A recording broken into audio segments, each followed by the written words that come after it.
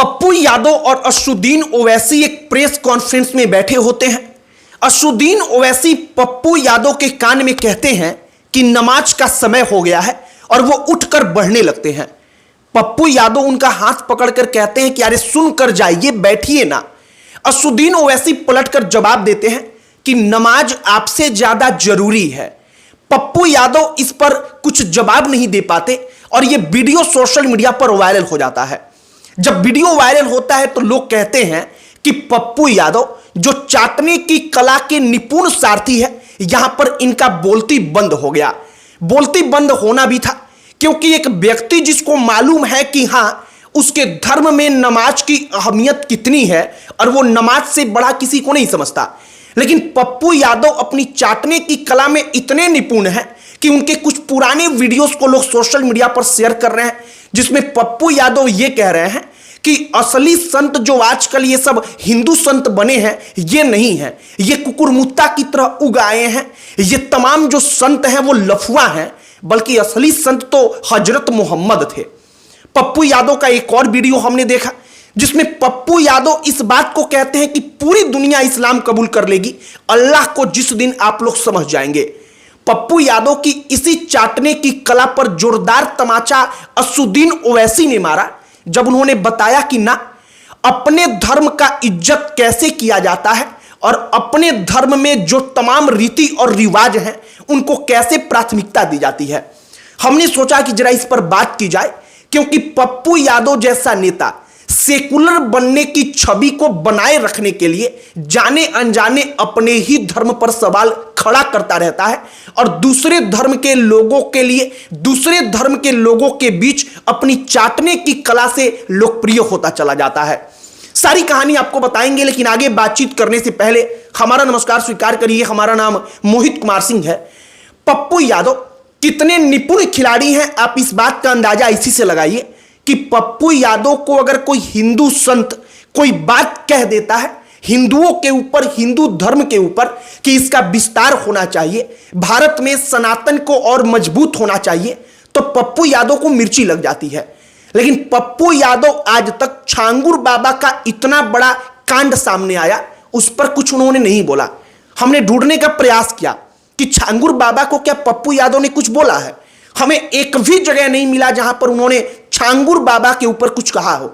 छांगुर बाबा को जो लोग नहीं जानते उसके बारे में बता दें कि छांगुर बाबा एक ऐसा मास्टरमाइंड, मौलाना कहिए, मौलवी कहिए, जो हिंदू धर्म की लड़कियों को, जो उसका माइंड, उसका दिमाग जो है वो हाईजैक करके मुसलमान बनाता था, मुस्लिम लड़कों को उसके पीछे लगाता था, उनसे शादी करवाता था और उनको हिंदू धर्म से मुस्लिम धर्म में परिवर्तित कराता था। वो छांगुर बाबा है।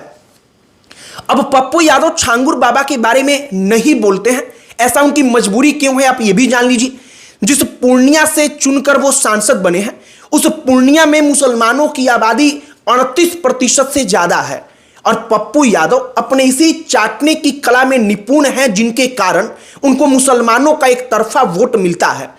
इस बात को जब आप 2024 के लोकसभा के चुनाव को, पूर्णिया लोकसभा सीट का जो डेटा है उसको एक बार देखेंगे तो मालूम चल जाएगा, जहां पर राष्ट्रीय जनता दल तेजस्वी यादव की पार्टी के उम्मीदवार का जमानत जब्त हो गया, केवल इसलिए क्योंकि पप्पू यादव को इतना वोट मिला।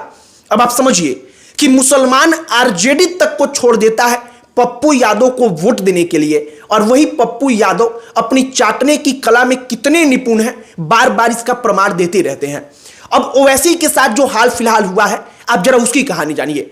पप्पू यादव और ओवैसी एक प्रेस कॉन्फ्रेंस कर रहे थे या कोई वार्ता था जिसमें अपनी बात को रख रहे थे। ओवैसी और पप्पू यादव बैठे दोनों थे। ओवैसी के लिए भी वो बैठक उतना ही महत्वपूर्ण था जितना पप्पू यादव के लिए। लेकिन ओवैसी समय देखते हैं, समय देखने के बाद ओवैसी कहते हैं कि अब नमाज का वक्त हो गया, हमें जाना पड़ेगा। पप्पू यादव उनको रोकते हैं, हाथ पकड़कर बिठाने का प्रयास करते हैं, और जो असदुद्दीन ओवैसी होते हैं वो तपाक से मुंह पर कहते हैं कि आपसे ज्यादा जरूरी नमाज है।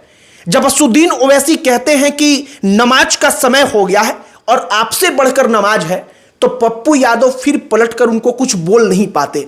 वो बोल कैसे पाएंगे, क्योंकि जो सामने वाला व्यक्ति है उसको मालूम है कि उसका धर्म जो है और उसके धर्म का जो कर्तव्य है उससे बढ़कर कुछ दूसरा नहीं है।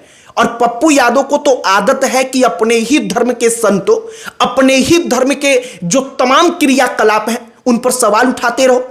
पप्पू यादव, एक दफा उनसे सवाल पूछा गया पप्पू यादव से संतों को लेकर, वो धीरेन्द्र शास्त्री को, वो तमाम अलग अलग संतों को कहते हैं कि ये सब कुकुरमुत्ता की तरह उगाए हैं, ये सब लफुआ हैं। और तपाक से पप्पू यादव क्या कहते हैं कि असली संत पता है कौन है, हजरत मोहम्मद। वो इस बात का नाम ले लेते हैं। मतलब पप्पू यादव को हजरत साहब लगते हैं कि सबसे बड़े संत हैं, लेकिन कोई अगर हिंदू धर्म का संत है तो पप्पू यादव को लगता है कि ये सब कुकुरमुत्ता हैं, लफुआ हैं। वो पुराना वीडियो चूंकि अब भी सोशल मीडिया पर लोग शेयर कर रहे हैं, जब ओवैसी वाला पूरा का पूरा घटनाक्रम हुआ है उसके बाद, इसलिए हमने जरूरी समझा कि आपको यह बताया जाए। पप्पू यादव के ऐसे कई सारे किस्से हैं। मसलन जब पप्पू यादव को दिखता है कि बिहार में किसी हिंदू संत का कार्यक्रम होना है तो पप्पू यादव उसके विरोध में, उनके पास जितनी ताकत होती है उतनी ताकत अपनी लगा देते हैं कि उस हिंदू संत को डिफेम किया जाए, उसके बारे में कुछ उल्टा पुल्टा बोला जाए, कुकुरमुत्ता, लफुआ, इन तमाम शब्दों से प्रयोग किया जाए। लेकिन जब पप्पू यादव देखते हैं कि दूसरे धर्म का कोई व्यक्ति है और हम खुलकर कहें तो मुसलमान उनका कार्यक्रम है, तो उस कार्यक्रम में जाकर वो अपने आप को सेकुलर दिखाने के लिए मुसलमान से बढ़कर भी मुसलमान बन जाते हैं। और इसकी कई सारे वीडियोस आपको सोशल मीडिया पर मिल जाएंगे। एक जगह पर तो पप्पू यादव ने मुसलमानों के कार्यक्रम में हद तब कर दी जब वो कहते हैं कि पूरी दुनिया इस्लाम कबूल कर लेगी जिस दिन आप लोग अल्लाह को समझ जाएंगे। लेकिन पप्पू यादव कभी ये नहीं कहते कि जिस दिन आप लोग राम को समझ जाएंगे, हनुमान को समझ जाएंगे, उस दिन पूरी की पूरी दुनिया हिंदू धर्म को अपना लेगी। वो कभी किसी कार्यक्रम में ये कह ही नहीं सकते, क्योंकि उनको मालूम है कि अगर ये कह देंगे तो फिर वो सेकुलर कैसे कहे जाएंगे। लेकिन पूरी दुनिया को इस्लाम कबूल करवाने का वो नारा दे सकते हैं। और इसके बाद खूबसूरती ये है कि वो सेकुलर नेताओं की श्रेणी में रह सकते हैं।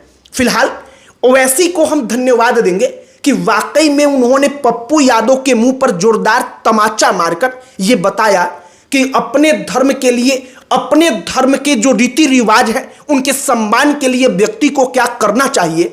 और पप्पू यादव शायद अपना ही वीडियो वो बार बार देखेंगे तो उनको शर्म भी आनी चाहिए कि उन्होंने पूर्व में क्या क्या बोला है, क्या क्या किया है। हालांकि हमें बखूबी मालूम है कि पप्पू यादव अभी आगे इससे भी बढ़कर 2 कदम आगे निकलकर बोलेंगे, इससे भी बढ़कर कटाक्ष सनातन धर्म, हिंदू धर्म के ऊपर करेंगे, क्योंकि उनको मालूम है कि पूर्णिया में 38% से ज्यादा मुसलमान है और अगर उनका वोट चाहिए तो पप्पू यादव को लगता है कि यह सब कुछ करना बेहद जरूरी है। बाकी जो सब कुछ हुआ है हमने वो कहानी आपको बता दी। आपकी प्रतिक्रिया पप्पू यादव जो अब तक करते रहे हैं इस पर क्या है, कमेंट बॉक्स में लिखकर बताइएगा। बाकी इस वीडियो को यहीं पर समाप्त करते हैं। अंत में हमारा परिचय, हमारा नाम मोहित कुमार सिंह है। अन्य कोई टॉपिक जिस पर आप चाहते हो कि हम वीडियो बनाएं उसे भी कमेंट बॉक्स में लिखकर बताइएगा। हमारा पूरा प्रयास होगा कि हम उस पर भी वीडियो जरूर बनाएं। बाकी वीडियो यहीं पर समाप्त करते हैं। बहुत बहुत धन्यवाद।